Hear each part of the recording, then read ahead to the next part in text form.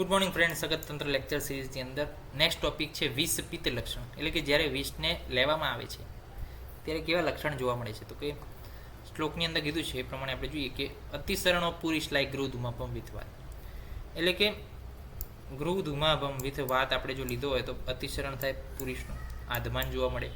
અતિ અર્થ પ્રમાણ ઉષ્ણ રક્ત થાય. વિવરણ એટલે કે પેલનેસ જોવા મળે.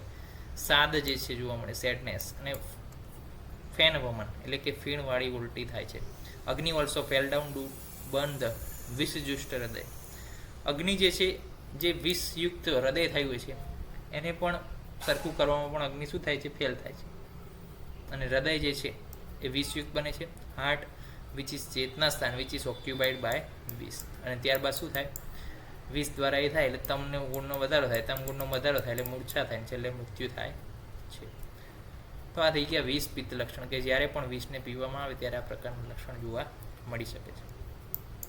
હવે આપણે વાત કરીએ છીએ દોષ અનુસાર વિષના લક્ષણ. તો જો વાત વૃદ્ધિ થાય વિષના કારણે તો એની અંદર તૃષ્ણા, મોહ, અર્તિ. તૃષ્ણા એટલે તરસ લાગે, મોહ એટલે શું છે, શું કરવું શું ના કરવું એની ખબર ના પડે. પ્લસ અર્તિ એટલે કે એમાં પણ એવું છે ડિસ્કમ્ફર્ટ.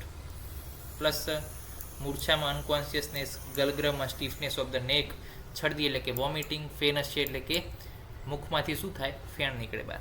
તો આ બધા જ કોના લક્ષણ છે, વાત વૃદ્ધિના લક્ષણ છે. એટલે કે જ્યારે પણ વિષ ફેલાય શરીરમાં, જો વાતનો પ્રકોપ, વાતની વૃદ્ધિ હોય તો આવા લક્ષણો જોવા મળે. પછી જો પિત્તની વૃદ્ધિ થઈ હોય તો તૃષ્ણા તો જોવા મળે, તરસ, કાસ, જ્વર, તમ એટલે શું, આંખે અંધારા આવા. વમન ઉલટી થાય, ઝાડા થઈ જાય. થાક, ક્લમ એટલે થાક લાગી જાય.